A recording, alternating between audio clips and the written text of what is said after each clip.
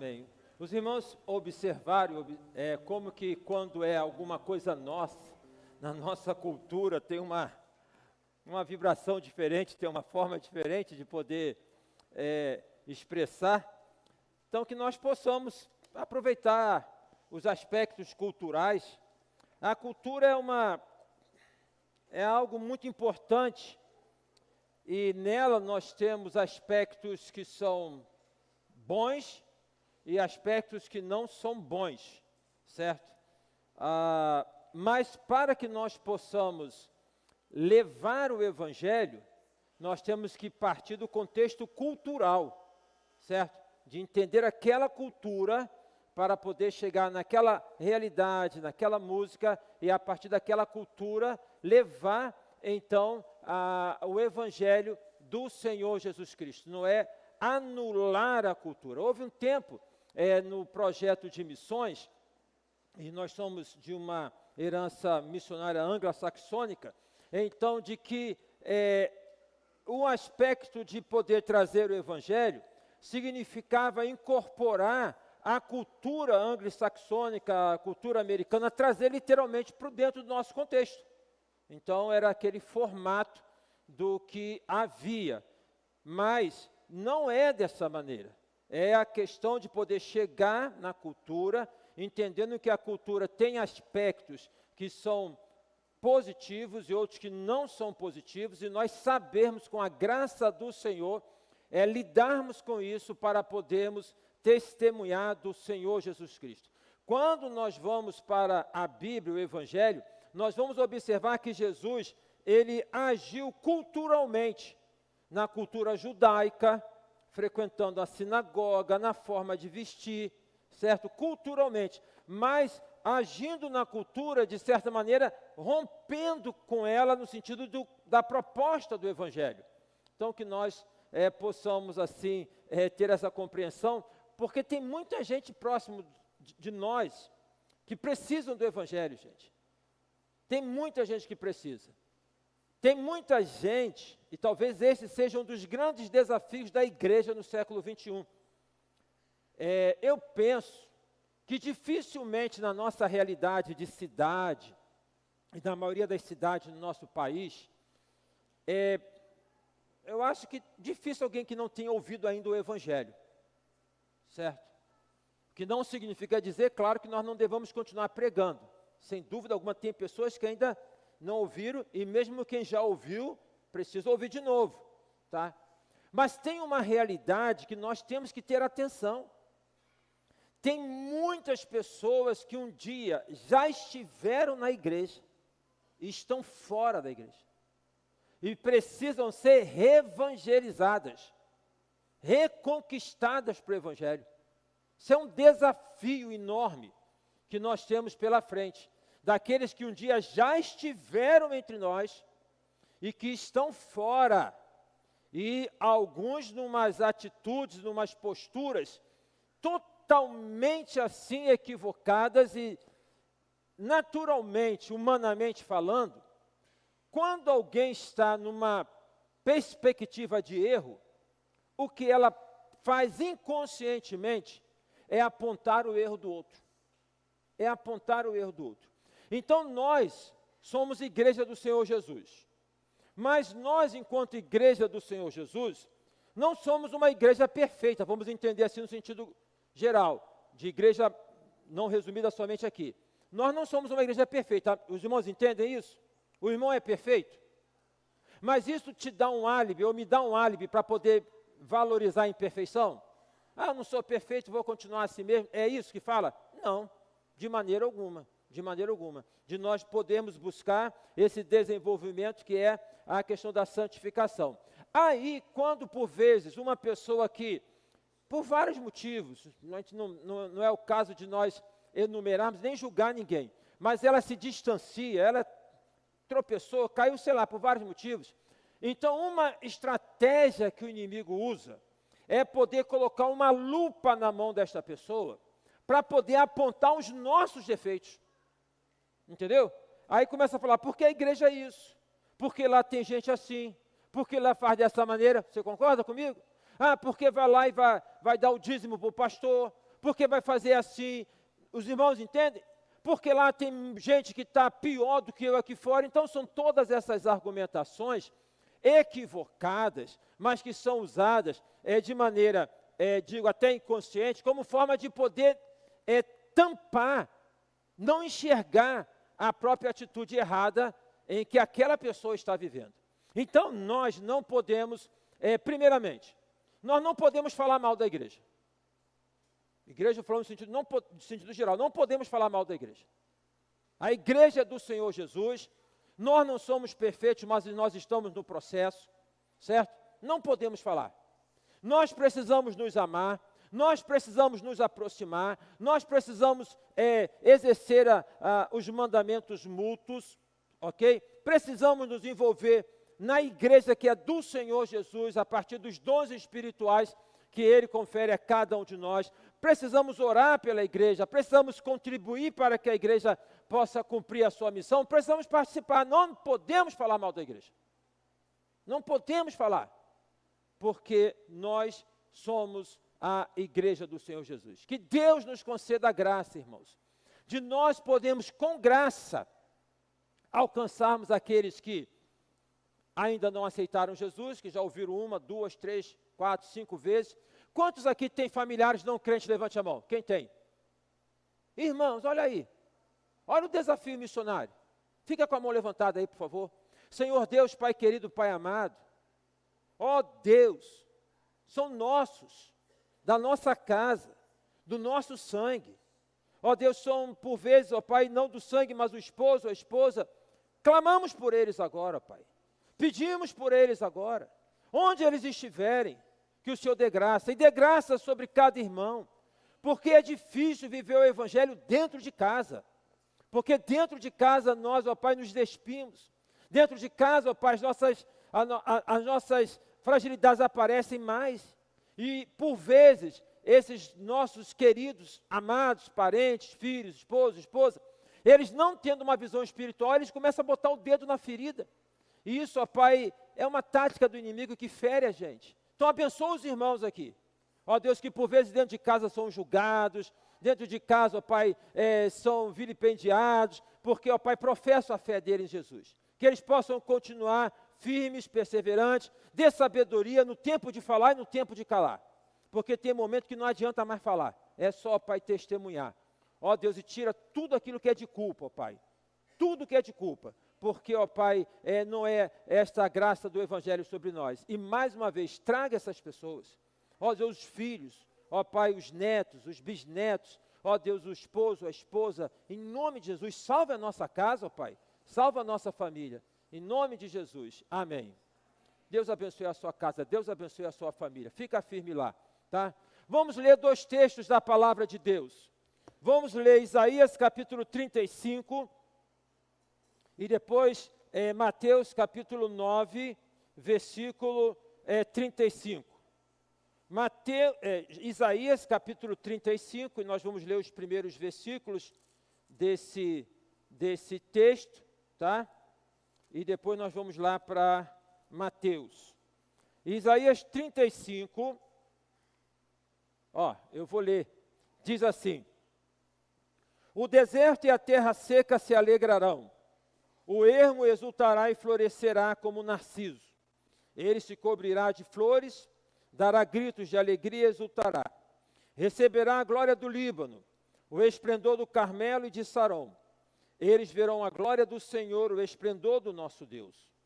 Fortaleçam as mãos frouxas e firmem os joelhos vacilantes. Digam aos desalentados de coração: sejam fortes, não tenham medo. Eis aí está o Deus de vocês. A vingança vem, a retribuição de Deus, Ele vem para salvar vocês. Então se abrirão os olhos dos cegos e se desimpedirão os ouvidos dos surdos.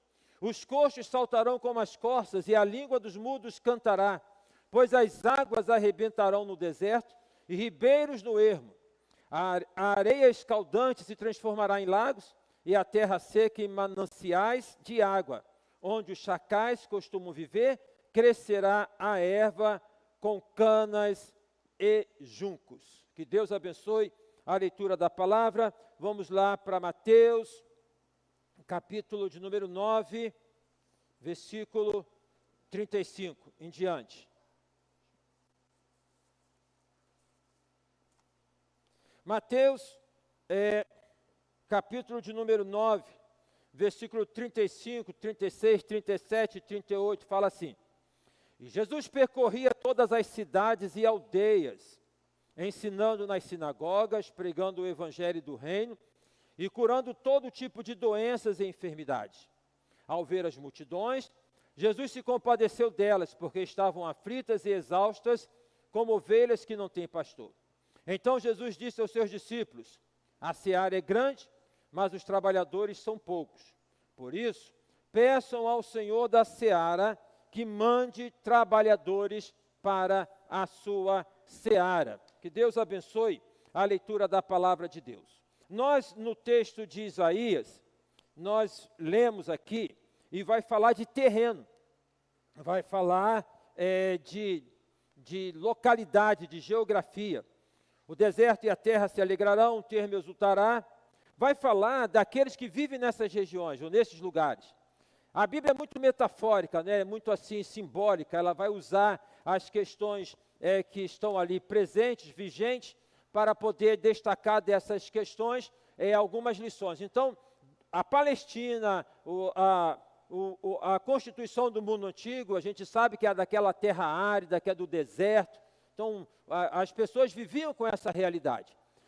Então, o profeta Isaías, ele vai usar esta realidade para poder falar da região, da localidade.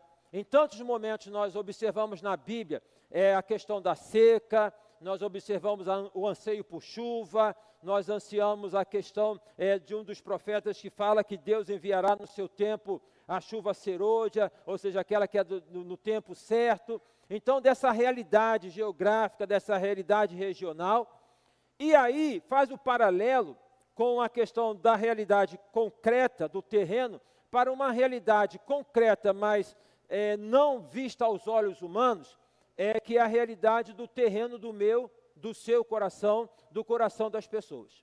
Então, para poder dizer que assim como tem secura na terra, como tem ausência de água na terra e tem consequências por tudo isso, para poder falar que existem muitas pessoas com o coração ressequido, com o coração que está sedento, que estão precisando de poderem ser restaurados.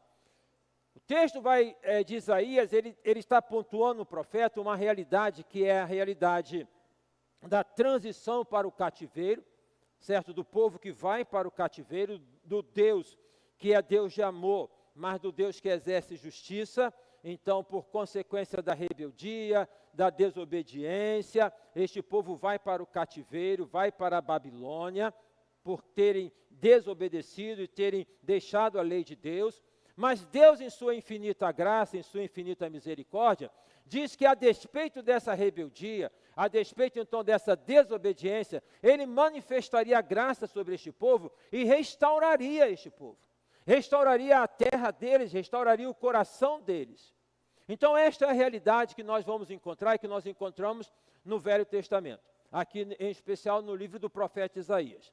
Profeta Isaías, que hoje pela manhã a missionária Jaqueline nos trouxe uma palavra muito boa, a partir de Isaías capítulo 6, o profeta Isaías, que ele é conhecido como sendo o profeta mais evangélico do Velho Testamento.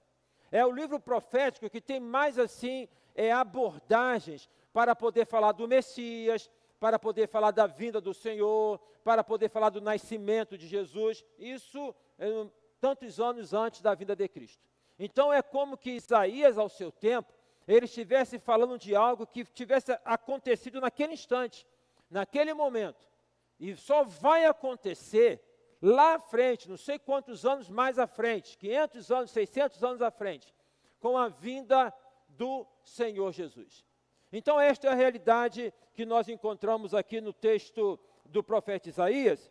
E quando nós vamos então para o texto de Mateus, o que nós nos deparamos lá? Nos deparamos que o ministério do Senhor Jesus, ele é realizado na rua, nas aldeias, nas sinagogas, pregando o reino de Deus e curando todo tipo de enfermidades. Então, nós vamos, assim, observar que há a realidade do terreno, certo? A realidade geográfica, a realidade física, para a realidade espiritual, do terreno onde nós pisamos e do terreno que é do nosso coração. Há uma secura na terra e há uma secura no coração do homem. Quando nós falamos de Nordeste, o Nordeste é uma região linda do nosso país. Quem conhece o Nordeste? Quem já passou por lá? Olha só, que coisa linda, né? As praias de Maceió, passear em Maceió, lá em Aracaju, certo? Poder ir para Fortaleza. Eu e Simone fomos, quando nós fizemos 25 anos de casados, nós fomos para Fortaleza. E aí, então, reservamos um local muito bom lá em Cumbuco, e chegamos lá, falaram de Jericoacoara.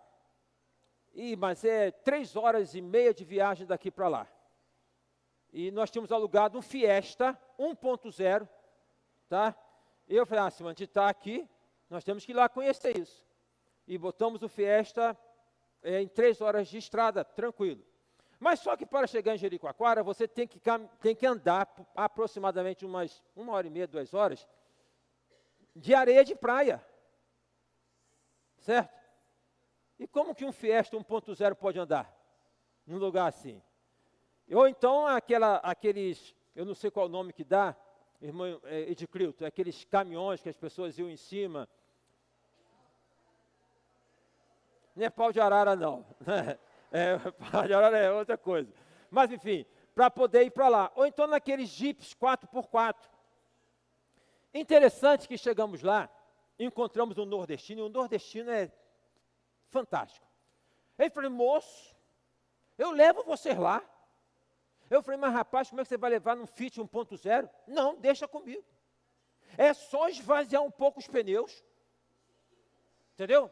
Para poder ir, pois, meus irmãos, ele esvaziou os pneus, botou o Fiesta naquela areia, nós fomos uma média de 1 hora e meia, 2 horas, não me lembro, e olha, eu vi, e nós vimos, picape 4x4 atolada, e o Fiesta foi até Jericoacoara.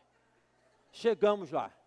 Nós saímos de um hotel muito bom em Cumbuco, muito bom, para poder chegar em Jericoacoara sem nada reservado, bem o nosso jeito mesmo, para encontrar uma pousada e tudo muito caro. E o que nós encontramos, você imagina o que era a cama, o lençol, Simone até hoje fala sobre isso, e a porta do quarto não fechava, né? A porta do quarto não fechava. Mas nós fomos lá em Jericoacoara, fomos naquela dunas que tem de areia para ver o pôr do sol. Que coisa linda! Então é uma região muito bonita, não é? Muito bonita. Essa é uma parte do Nordeste bonita, mas tem outras partes que são bonitas, mas são sofridas, que é a questão do sertão. O sertão em si, eu não conheço. Tenho vontade de conhecer. Na verdade, eu tinha vontade de poder fazer como se fosse uma viagem missionária, alguma coisa, de poder ir de cidadezinha em cidadezinha, para poder estar com um colega pastor, de reunir, de poder falar. Já cheguei até a pensar em ver um daqueles pastores que estão lá, colega, irmão nosso, que tem uma relação, e poder falar, eu ia precisar de você. E poder falar, a Igreja do Lins quer te dar umas férias lá no Rio de Janeiro. O que vocês acham? A gente quer dar para você vir com a tua esposa, e você vai passar uma semana lá no Rio de Janeiro. Nós vamos pagar para você, ou aqui no Rio, vamos pagar na região dos lagos, para ficar numa casa, trazer esse pessoal que está lá, né, que numa situação difícil, ok? Conversava com o pastor Gilton, acho que foi domingo passado que você falava que, por vezes, em algumas regiões, o salário mais alto vai ser o salário como fosse do missionário, que por vezes está em 2 salários mínimos, está de 3 salários mínimos, sei lá, mais alto. Então, uma situação muito sofrida, né? Muito sofrida. Numa das viagens também que nós fizemos, foi de Maceió, também de cá, pegamos o carro para conhecer o Rio São Francisco, que é lindo, uma coisa fantástica. E viemos na estrada e depois entramos numa estrada de barro e já estava anoitecendo, não é? E, enfim, sem nenhuma seta nem nada, com eles, e a gente ali achando que está perdido. E vi um pessoal do campo, do sertão, com uns facões assim, e eu falei assim, vou parar para perguntar. Olha, a gente sai do rio, mas o rio não sai da gente. Porque a Simone falou assim, Ailton, você não está vendo como é que eles estão? Os caras são trabalhadores, gente, estão vindo do facão de poder roçar lá a terra. E nós fomos para a cidade de Piranhas, que é lá a cidade onde levaram a cabeça de Lampião, prenderam lá, e dali a gente foi conhecer o rio São Francisco. Passamos naquela região ali de um certo terreno muito árido, muito seco. Mas uma coisa que me chamou a atenção é que assim, num terreno muito árido, muito seco, sem nada, você andava e daqui a pouco você viu uma árvore bem verdinha. Aí eu fiquei pensando, como é que pode? Se está nesse terreno árido, tem uma árvore tão verdinha assim. É porque tem água. Tem água. Agora tem que puxar a água. Aí essa realidade que infelizmente do Nordeste, do Norte, essas regiões que por vezes não estão assim penetradas pelo poder público e que não tem interesse em poder penetrar, que tem interesse em poder conservar a pobreza e a miséria, infelizmente. Isso é uma coisa do maligno. O maligno, ele atua nessas ações, ele pode tornar uma pessoa milionária, certo? Mas essa pessoa milionária vai ser extremamente pobre espiritualmente, miserável espiritualmente. Como ele pode jogar uma pessoa na miséria, assim, numa situação de bancarrota. Então, há uma exploração nisso. Há uma exploração espiritual nesse sentido. O Brasil é muito rico. O Brasil é muito rico. Há quem diga de que é tão rico que desde que ele foi descoberto, rouba e ele ainda tem riqueza. Né? Tem riqueza. Porque é uma coisa fantástica, uma coisa maravilhosa. O sertanejo, ele é responsável pelas construções de cidades grandes como São Paulo e como Rio de Janeiro.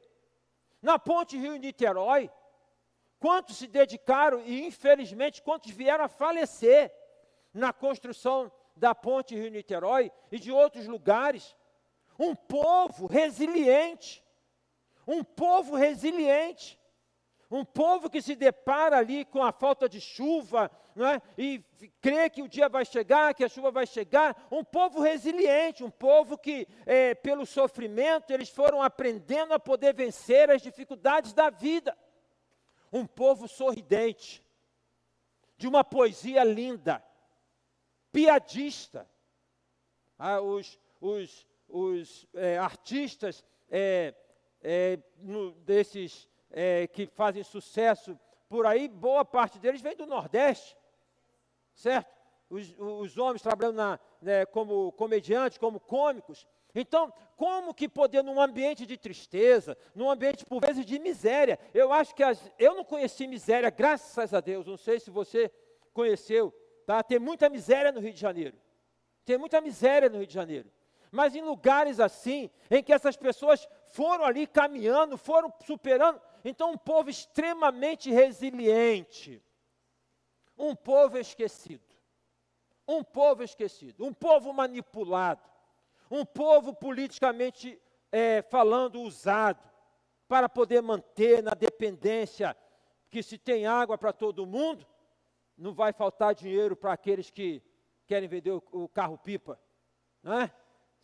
Se tem como poder ter uma vida melhor, eles vão perder o monopólio daquilo.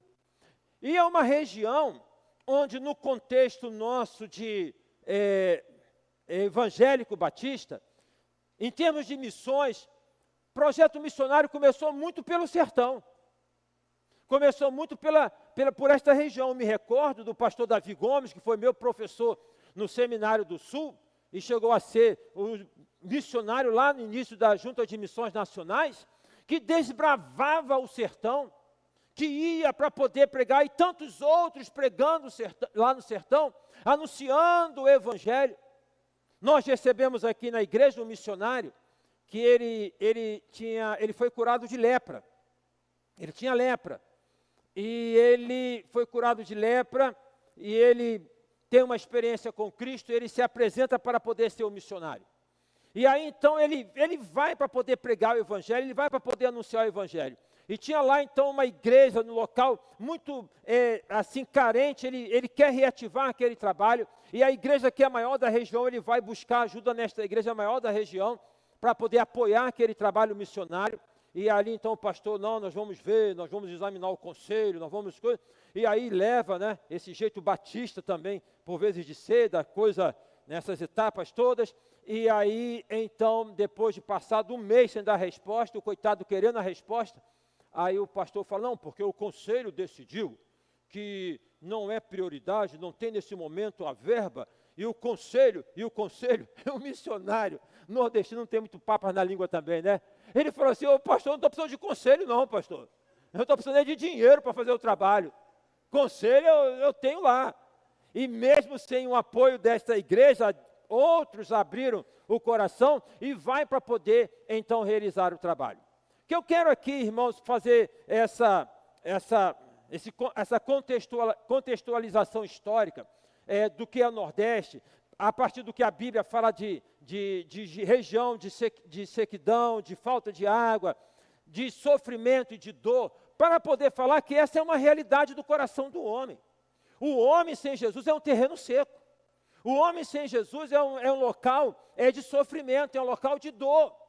E aí nós vamos observar no Evangelho, e Isaías vai falar então desta transformação, vamos observar nos Evangelhos, a partir do texto que nós acabamos de ler, que Jesus, ele andava por esses lugares. Jesus não foi um homem que ficou situado, parado, dentro de um contexto de 4 paredes, ele andava, ele percorria. E Jesus então ia nessas realidades da época ali, se fosse hoje. E nós tivemos aqui há anos atrás, o Ministério Infantil apresentou uma cantata, que foi muito linda, Natal Sertanejo, é isso, Leônidas? Natal Brasileiro. E lembra, Vitória? Você era criança, você estava nessa cantata, não estava? Então, muito lindo. Então eu penso que se Jesus se fosse a realidade ter vindo hoje, e ter nascido no Brasil, possivelmente ele teria estado lá no Nordeste. E se não tivesse, ele iria para o Nordeste. Ele iria transitar, percorrer esse Brasil, porque Jesus ia ao encontro de pessoas que tinham carência. Jesus ia ao encontro de pessoas que tinham necessidades. Jesus ia ao encontro de pessoas que careciam de uma realidade transformada. Observe então que o texto fala, e percorria o Senhor Jesus as cidades, as aldeias, ensinando nas sinagogas, pregando o evangelho do reino e curando todo tipo de doenças e enfermidades. Jesus transitaria nesses lugares áridos. Jesus transitaria nesses lugares de morte. Jesus transitaria nesses lugares de opressão. Jesus transitaria ali para poder levar transformação. Jesus transitaria para poder levar vida. Jesus transitaria para poder resgatar as pessoas da escravidão do pecado, onde elas, por vezes, são subjugadas. Jesus andava nas aldeias, nos povoados. Jesus andava pelos lugares esquecidos. Quando a gente fala de sertão, nós estamos falando de uma região, por vezes, ainda esquecida. E nós temos na realidade brasileira e no mundo, pessoas que são esquecidas. Pessoas que estão próximas de nós, que são pessoas esquecidas, que nós nos esquecemos delas. Meus queridos e meus amados irmãos, nós estamos perdendo a capacidade de dar um bom dia. Nós estamos perdendo a capacidade de dar uma boa tarde. Nós estamos perdendo a capacidade de dar uma boa noite. Nós estamos perdendo a capacidade de nos relacionarmos com as pessoas. Na verdade, essa atitude nossa, por vezes, dessa segmentação, desse enfronhar, nesse mecanismo acelerado, tem nos levado a ignorar pessoas por quem Jesus morreu. Por quem Jesus morreu. Então, quando o texto fala que percorria as aldeias, que andava nas cidades, é que Jesus não é indiferente com as pessoas que são renegadas ao sofrimento. Nós não podemos ser indiferentes com ninguém. Nós não podemos tratar ninguém com indiferença. Crente não é bobo. Crente não pode ser aquela questão de ser aquele que está naquela postura como se fosse eu vou usar a palavra bobo mesmo. Crente não é bobo. De poder as pessoas passarem por cima, no sentido de usar como tapete. Crente precisa ter o que eu acho que é muito importante na vida, no decorrer de todos os anos, mas no contexto em que nós estamos vivendo, de tanta coisa assim falsificada, nós precisamos pedir a Deus, irmãos, o espírito do discernimento, para nós sabermos com quem nós estamos andando, para nós sabermos com quem que nós estamos lidando, em todas as esferas, mas esse discernimento, ele é diferente de poder ser, ele não tem nada a ver com ser indiferente. Nós estamos perdendo talvez um pouco dessa capacidade relacional, nós estamos perdendo essa capacidade de estar com pessoas, nós estamos perdendo essa capacidade de podermos ter uma empatia com quem sofre, nós estamos perdendo, quem sabe, essa capacidade de nos identificarmos com o outro, para podermos compartilhar de maneira a mais diversa possível. Por vezes nós entendemos que poder compartilhar do Evangelho é só falar do Evangelho. É só falar do Evangelho. Por vezes nós entendemos, e aí quem é da década de 70, como eu fui da década de 70, certo? Que nós fazíamos os ar livres. Então nós parávamos numa esquina de rua e fazia o ar livre. E a gente chegava ali e pregava, e Deus usava. Pessoas eram salvas. Mas a gente pregava o ar livre. Algumas ocasiões, alguns paravam para ouvir. Outras ocasiões, ninguém parava para ouvir. Mas a gente tinha aquela sensação de chegar na esquina, pregar o Evangelho, e a gente vinha embora, e a gente falava, eu fiz a minha parte. Não fez a parte. Não fez a parte. Ou se fez uma parte de uma pequena parte de um todo. Meus queridos e meus amados irmãos, por vezes, talvez neste momento, nós precisamos viver mais o Evangelho do que falar do Evangelho. Porque falar do Evangelho, em alguns momentos, é algo que suscita, é como se fosse, em alguns aspectos, falar de política. Você fala de política, arruma confusão. E nós precisamos ser políticos, no bom sentido do termo. No bom sentido do termo, não ser alienado, certo? De poder tratar das coisas da cidade, de poder falar, de poder criticar, de poder, enfim, é isso. A gente tem que ter essa capacidade, certo? De poder falar, mas está perdendo isso. E um outro campo tem sido a questão de falar do Evangelho, porque o Evangelho está sendo tão mal falado. Está sendo tão mal falado. A gente fica com vergonha. Semana passada, eles publicam direto, e tem que publicar mesmo, uma central desbaratada, aqui na Baixada Fluminense, que vendia oração. Eu não acredito que ninguém daqui foi para essa central. A gente tem culto de oração, né? Que vendia oração. E aí, segundo que foi identificado, faturamento de milhões. E uma irmã, eu estou dizendo isso porque eu estava sexta-feira no debate, na 93, e foi falando sobre essa questão, trouxeram. E aí uma irmã estava na Central do Brasil, e ela recebe um telefonema dessa central de oração, que eu quero orar por você, e pega uma pessoa, às vezes, num momento difícil, né? Porque aí a pessoa se identifica, e ela começa a se emocionar e a chorar. Eu quero orar por você, eu posso orar por você, olha só. E ela, não, tudo bem, e aquela irmã vai. Aí quando chega no final, depois da oração, fala assim, deposita R$50, por favor, pela oração. Aí a irmã falou, oração não é de graça, não? Que negócio é esse? Ela desligou o telefone. Ela falou isso, o cara já pegou e desligou o telefone. Então, os irmãos observem que, por vezes, a questão de falar está ficando complicado. Pelo mau testemunho, pela falta de vida. Irmãos, eu estou aqui, estou lendo a Bíblia, espero terminar agora em dezembro. Aí, segui essa ordem aqui, depois peguei a minha ordem, o importante é que eu estou lendo. Estou lendo lá em Jeremias. Jeremias é o profeta que Deus levanta nesse contexto semelhante ao do profeta Isaías, de turbulência política, de cativeiro.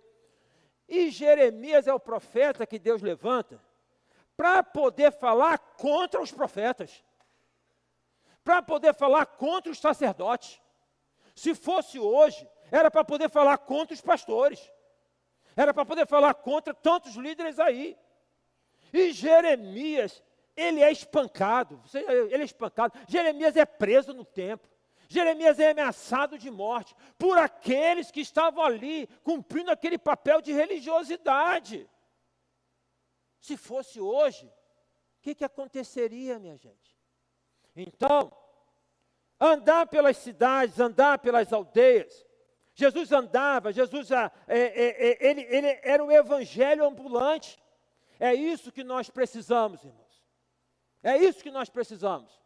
Esse evangelho que esteja encarnado na minha vida de maneira natural, de maneira espontânea, que pode começar com um bom dia, que pode começar com boa tarde. Hoje eu chegava no local onde eu moro, o garotinho aprendendo a andar de bicicleta, ele fez uma barbeiragem lá, coitado, e veio, e eu só vi o garoto vindo. Aí daqui a pouco ele para e começa assim, daquela questão de choro, e eu percebi que não era nada de muito sério. Mas eu parei o carro. Ele ralou o dedão, passou assim, ralou o dedão. Eu de bicicleta já me ralei todo, andando, né? Mas era dor dele, não era minha. Aí eu parei, aí rapaz, isso aí, você vai para casa, né?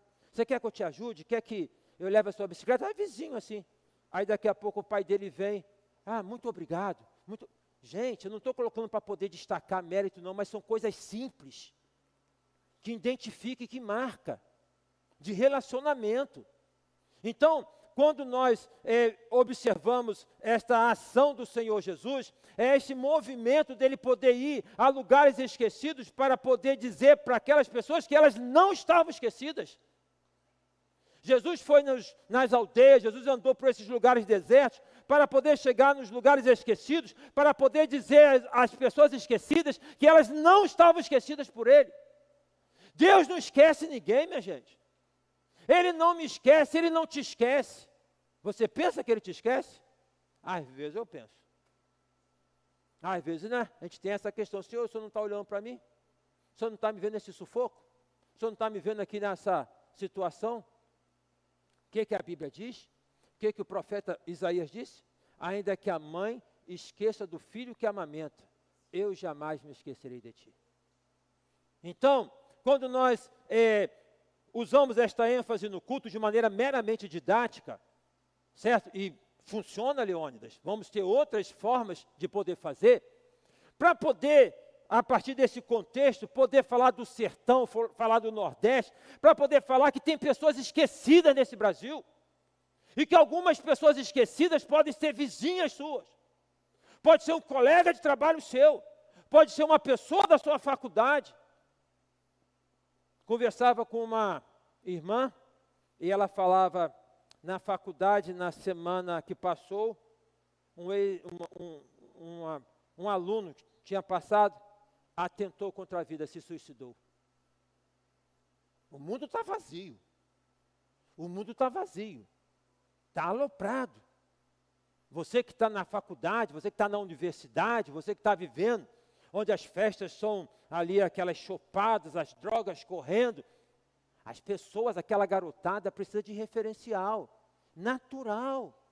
Então é transitar. Quem sabe ali são jovens esquecidos pelos pais, né? São meninas esquecidas pelas mães. Então poder transitar, Jesus transitava no meio dessas regiões esquecidas, para poder dizer para as pessoas esquecidas, eu não esqueci de você.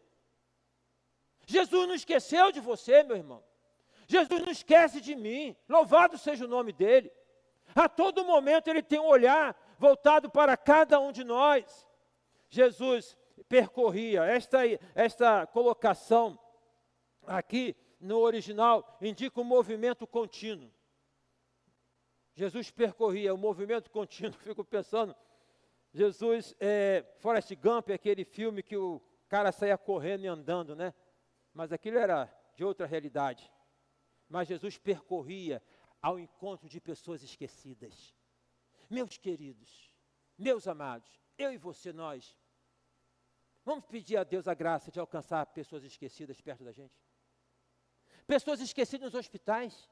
Eu vou no hospital, eu visito por vezes uma pessoa no hospital, estou ali orando com aquela pessoa, e do lado tem alguém que não recebe uma visita. Tem ali alguém que a família não vai ver, não vai assistir. Pessoas esquecidas nos hospitais. Pessoas que são esquecidas, pessoas idosas. Nós tivemos também aqui o culto com ênfase no idoso. Tem hospitais, pessoas idosas, onde os filhos não vão buscar. Porque eles falam, não sei o que fazer. Tem noção disso? Quando nasceu, como é que era a condição desses pais? E agora os filhos com os pais idosos não sei o que fazer? O fato é que Jesus percorria nessas regiões esquecidas, para poder falar para os esquecidos que eu não esqueci de você. Jesus caminhava por essas regiões desérticas, para poder apresentar para essas pessoas esquecidas, sedentas de que ele ali estava como para poder saciar a sede delas. Jesus andava pregando o Evangelho. Jesus, então, tem a perspectiva do encontro com a mulher samaritana, em que ela ia buscar água, isso ia buscar água porque era a região que faltava água. Hoje a gente tem água em casa, mas tem lá no Nordeste eles constroem lá aquelas cisternas para tirar, e a água é compartilhada. Então tem que ir lá, por vezes, para poder pegar a água. É açude, mas é a cisterna também. A minha mãe, quando a gente morava no morro, ela trazia água na cabeça, para dentro de casa. Então ainda tem lugares hoje que não tem acesso, que não tem água, que é essencial para a gente. A gente pode ficar em jejum, mas não pode ficar sem beber água. Não pode ficar sem beber água. Então, Jesus caminhando por essas regiões, por essas aldeias, ali ele estava indo ao encontro nesses lugares esquecidos, ao encontro das pessoas esquecidas, para poder saciá-las, no encontro com a mulher samaritana. Então ele disse, se você soubesse quem fala contigo, saberia que rios de água viva poderiam fluir do seu interior. Jesus é a água da vida. Jesus é a água da vida. E nós precisamos levar esta água. Você aceita um copo d'água? É uma coisa simples. Você aceita um copo d'água? Uma pessoa que está na rua. Quando a gente morava na casa de frente para a rua, por vezes o Gari, quem passava isso aí em casa, esse Simone faz muito bem isso, mas espontaneamente, aceita um copo d'água? Você quer um copo d'água? É simples. É simples. Então poder falar de Jesus é simples, não é complicado. Não é complicado, é simples. Que Deus conceda a graça de nós podermos falar, porque tem muita gente precisando. Jesus curava as feridas do corpo e da alma, curando todas as enfermidades e moléstias entre o povo. Esse é um aspecto de muita manipulação hoje em dia.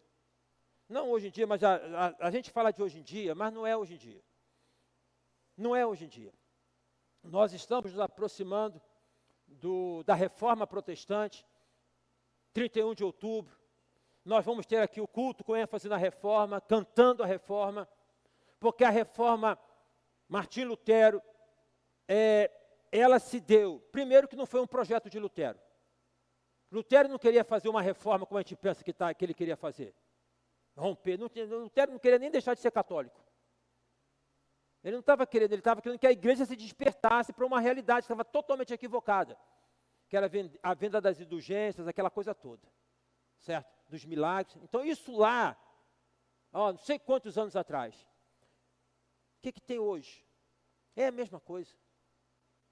Se tem gente que oferece para vender, é porque tem gente que quer comprar. Onde tem demanda, vai ter oferta. E aí, é claro que uma pessoa que está no sofrimento, gente, é uma coisa complicada demais. Ontem nós assistimos lá em casa o filme Caramelo. Eu não sabia que tinha esse filme. Eu ouvia falar do cachorro caramelo, caramelo, caramelo.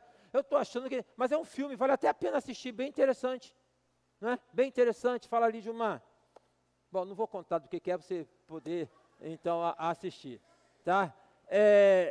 Mas essa realidade de pessoas que estão sofrendo. E quem está sofrendo, ela quer se agarrar em alguma coisa que possa falar que ela vai parar de sofrer. E aí então coloca, pare de sofrer. Onde que na vida, neste mundo, alguém pode parar de sofrer, minha gente? Onde? Onde é que a gente consegue isso? Não tem sentido. O que não significa viver sofrendo, mas o sofrimento atravessa a gente a todo momento. Tá, o Cobal, tia Marieta, mulher de Deus, 90 anos de idade, veio a falecer. Ela foi promovida. Está na eternidade com o Pai, mas é claro que se sente. Sofrimento faz parte da vida. A gente observa isso na Bíblia, de capa a capa. E aí as pessoas, elas por vezes nesse desespero, elas vão buscar, e os maldosos, e os maliciosos, e os falsos profetas, e os profanos safados sem vergonha, eles vão poder oferecer isso vendendo. Mas pastor, e o milagre acontece, sabe por que acontece? Que Deus usou uma mula. Então isso aí não é a questão. O fato é que tem muita gente doente. E a palavra no grego aqui para curar é uma palavra a mim familiar, que é a palavra terapeu, que é a palavra que vem de terapia, psicoterapia, tá? Mas terapia é tudo aquilo que envolve um certo tipo de tratamento. Hidroterapia, se você vai o ano que vem, propaganda aí, ano que vem vai ter a Vida Radiante, pastor Gilton Medeiros, vai ser em Caxambu. Então os irmãos da melhor idade, que eu não sei que idade é essa, entendeu? Mas da melhor idade, os irmãos de 60 anos, que quiserem a mais para ir, vai, é bênção, Caxambu, lugar das águas minerais, em Caxambu que tem assim o maior, tem mais fontes do que São Lourenço, né? A gente esteve lá agora. Aí tem lá o balneário, você pode entrar lá e fazer uma hidroterapia, já imaginou isso? Né? Chega lá, aquela água quente, água corrente, aquela coisa toda. Então, terapia é aquilo que é da ordem de um tratamento. O nutricionista faz uma terapia, a fisioterapia, a psicoterapia.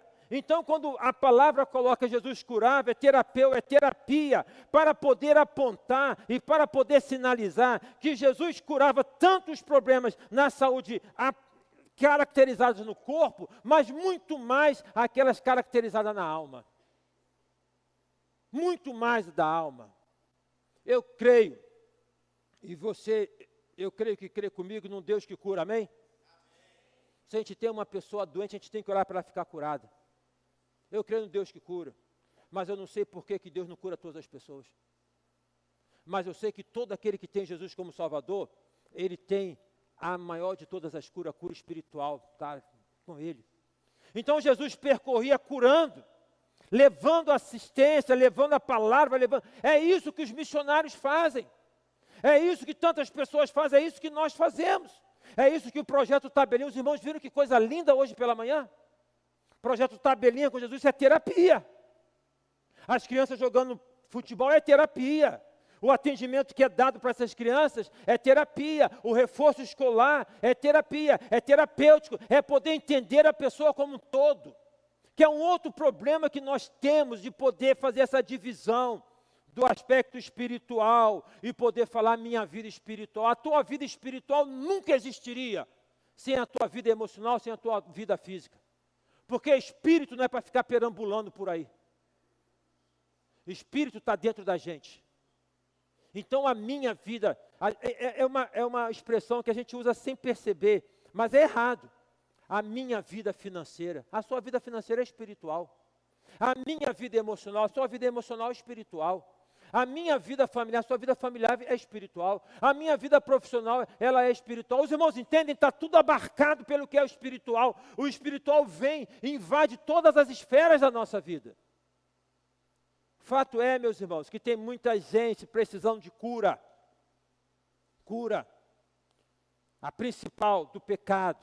Estão amarradas no pecado, amarradas na feitiçaria. Eu nunca vi tanto isso crescendo. A gente anda, está assim, ou está crescendo, ou está muito aberto. Mas são pessoas que nós temos que orar, gente. Não é porque tem a roupa branca, a roupa preta, que a gente vai ignorar, não.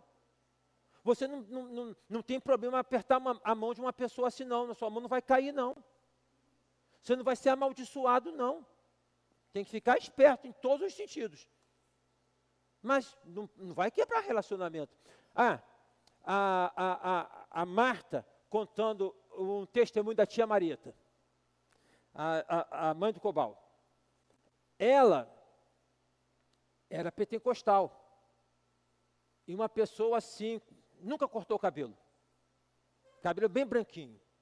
E uma pessoa olhando assim para mim, muito tranquila. Aí tinha uma vizinha, não vou falar o nome da vizinha agora, mas me veio à mente, tinha uma vizinha, que era vizinha da feitiçaria, e que essa vizinha pegava no pé dela, fazia macumba na porta da casa dela, foi na igreja dela, falar da tia Marieta dando mau testemunho, não tem noção, fazia tudo. A tia Marieta nunca agiu com ela de uma maneira proporcional. Sabe o que aconteceu com essa senhora? Ela se converteu. Pela maneira de ser tratada. Sabe, irmãos, então as pessoas, elas, se está com Cristo, quando nós estamos com Cristo, andar com Cristo é andar na paz. Né? Cristo, Ele é uma pessoa e Ele é uma ação espiritual. Então andar com Cristo é o fruto do Espírito em nós, que nós precisamos buscar e cultivar a todo momento, para poder abençoar pessoas assim que estão enfermas por conta do pecado, pessoas enfermas emocionalmente, ansiedade, depressão, angústia, tem muita gente, todos nós passamos por isso, mas quem não tem Jesus, eu acho que fica muito mais desesperado. Cura do físico, eu creio num Deus que cura. Aqui, tem muitos irmãos com prova de cura. Eu posso dizer, posso sim, que eu fui curado. Então, mas o Evangelho, ele é levado dessa questão do todo. Então Jesus percorria a cidade, levando, anunciando. E aí diz o texto bíblico, e nós vamos concluir aqui, ao ver as multidões, Jesus se compadeceu delas, porque estavam aflitas e exaustas, como ovelhas que não têm pastor. Então Jesus disse aos seus discípulos, a seara é grande, mas os trabalhadores são poucos. Por isso peço ao Senhor da seara que mande trabalhadores para a sua seara. Ao ver a multidão, Jesus teve o quê? Teve o quê? Compaixão. Compaixão pelo nordestino. Ousado, manipulado, maltratado, espoliado. Compaixão por tantas pessoas, compaixão, está faltando compaixão para a gente. Compaixão é a ordem do coração do profeta do Velho Testamento, que falou, eu vou tirar o coração de pedra e vou te dar um coração de carne. Compaixão é essa sensibilidade do coração. Jesus teve compaixão das pessoas. Talvez, irmãos, esteja nos faltando um pouco de compaixão. Nós nos reunimos semanalmente, eu, Leônidas e o pastor Zeca não está hoje, que a filhinha não está muito bem, não é? Mas está bem tratada, medicada. E a gente fala até na questão das ênfases do culto, e que bom que nós estamos, pelo menos, num auditório bonito e agora também. Mas vocês têm observado como é que isso é uma questão que passa nas igrejas? À noite está faltando muita gente. Está faltando. Eu entendo, irmãos. Não tem que vir 2 vezes. Mas o salmista falava que eu sempre habite na casa do Senhor. Melhor estar na porta da casa do Senhor do que em outros lugares 1000. Tirando vários motivos que a gente não pode colocar, mas estão trocando a porta da casa do Senhor pela porta do cinema, pela porta do teatro, pela porta do shopping, pela porta de tantas outras coisas.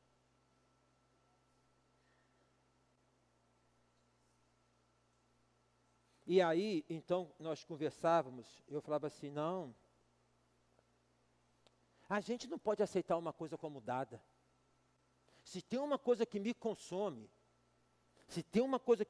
ainda com 38 anos de ministério, é uma questão assim, eu não aceito as coisas como dada. Eu não aceito esse negócio que é assim mesmo. Não, porque é assim. Não, eu não aceito. Eu não aceito. E aí, sabe, é o texto de 1 Coríntios 9, firmes de louco, dos fracos para ganhar os fracos. O que a gente pode fazer para animar você? Para você me animar? Para nós nos animarmos? O que a gente pode fazer para poder alcançar pessoas para Cristo? O que a gente pode fazer? Porque se a gente aceitar, acaba. Ah, mas a igreja não acaba, a igreja de Cristo não acaba. Mas nos Estados Unidos, se fecha não sei quantas 1000 igrejas por mês. A igreja de Cristo não acaba. Mas aquela que não tem compromisso com Cristo, ela fecha as portas. A gente não pode aceitar. Então, essa questão de um certo inconformismo, eu tenho isso de, sabe, de tem que fazer alguma coisa, a gente tem que, eu sei que essa questão passa muito pela vida de oração, de tudo, eu sei disso. Mas nós precisamos agir como Jesus, andar, transitar, se relacionar, que esta semana Deus nos dê a graça de podermos nos relacionar com pessoas e podermos ser bênção na vida de uma pessoa, de um vizinho, de um colega de faculdade, de maneira muito natural. Tem muita gente precisando. Tem muita gente precisando. O sertão, geograficamente falando, está muito caracterizado lá no Nordeste. Mas o sertão, enquanto terreno espiritual, está no Sul, no Sudeste, no Centro-Oeste, no Norte, no Nordeste, em todos os lugares. Tem muita gente perto da gente, vivendo no sertão. Quem sabe, nesta noite, aqui entre nós, cultuando conosco, quem sabe o irmão está no sertão. Sertão enquanto símbolo de vale. Ainda que eu andasse pelo vale da sombra da morte, quem sabe o irmão está andando por um vale? Quem sabe o irmão está andando numa secura de vida? Quem sabe o irmão está andando num desânimo no seu coração? A luta está tão grande para você, está tão complicado para você. Quem sabe você está deprimido espiritualmente? Por que não dizer, quem sabe você está deprimido emocionalmente e fisicamente? Você está muito apático. Quem sabe você está no sertão? Isaías fala, eu vou transformar este lugar seco num lugar de flor, num lugar em que vai florescer. Você crê que Jesus pode fazer isso no seu coração? Você crê que Ele pode fazer isso na sua vida? Você crê que Ele está contigo nesse vale? Que você não está sozinho? Que o vale não é para fazer acampamento? Que o vale é um lugar de passagem, que com Cristo você vai passar? Você crê nisso? Você crê dessa maneira? Nós vamos orar. Eu te convido a fechar os seus olhos, a você poder orar. Na realidade que cada um aqui tem, na sua realidade. Se você está atravessando um sertão, meu querido, se você está num terreno árido, se você olha para um lado, tem morte. Se você olha para o outro lado, tem morte. Se você olha ao seu redor, tem desesperança. Se você olha, não tem alegria. Se você não está feliz, não numa condição constante da vida, mas você não tem se sentido satisfeito. Quem sabe por conta de uma situação tão difícil na sua vida. Quem sabe o irmão está lutando com uma enfermidade aí no seu corpo. Quem sabe o irmão está lutando com uma enfermidade de alguém da tua família. Quem sabe o irmão está numa dificuldade na sua casa, no seu relacionamento, com o seu esposo, com a sua esposa. Quem sabe você está numa dificuldade no relacionamento com seus pais, com seus filhos. Quem sabe você está numa situação de um sertão porque você está numa dificuldade financeira grande por conta do trabalho. Não é porque você gastou demais. Você foi mandado embora. Seu salário atrasou. Diminuíram aquela perspectiva que tinha de uma bonificação. Quebrou você. Quem sabe você está num sertão porque está sendo ajuizado. Estão te apontando, estão te mirando. Quem sabe é o próprio inimigo que está martelando na tua cabeça. Você não é crente não. Você não é crente não. Quem sabe por conta dessas situações e tantas outras, você não está conseguindo ficar leve e referenciar Jesus levemente. Não está olhando para quem está do teu lado, para o sertanejo, no sentido de pessoas com o coração endurecido pela dor, pelo sofrimento. Você está muito voltado para você.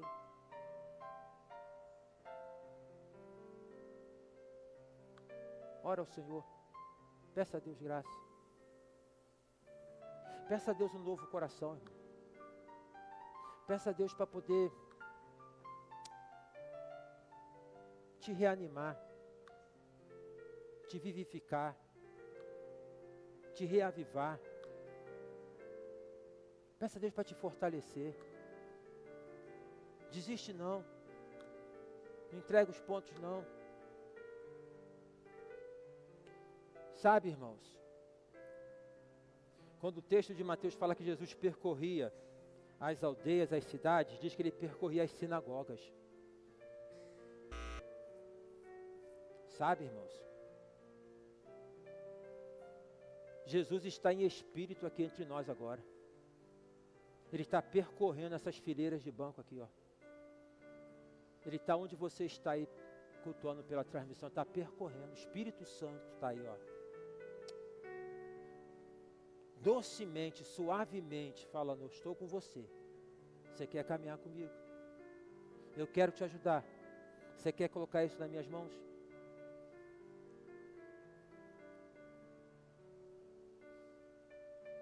Senhor Deus, Pai querido, Pai amado, ó Deus, nós te pedimos graça. Nós precisamos da Tua graça. Na caminhada da vida, onde nós passamos por terrenos áridos, passamos por vales, a graça de sabermos que o Senhor está conosco. A graça de saber que o vale não é infinito. Ou seja, que todo problema tem tempo de começar e tem hora de terminar. A graça de podermos saber que nenhuma dificuldade está para além da nossa capacidade dada pelo Senhor de resistir. Ó Pai, o Senhor nos conduz pelo vale, nos faz atravessar o vale e nos coloca no pasto verdejante, no repouso e de águas tranquilas ou seja, suprindo e saciando as nossas necessidades. Abençoa cada um de nós aqui, ó Pai. Ó Deus,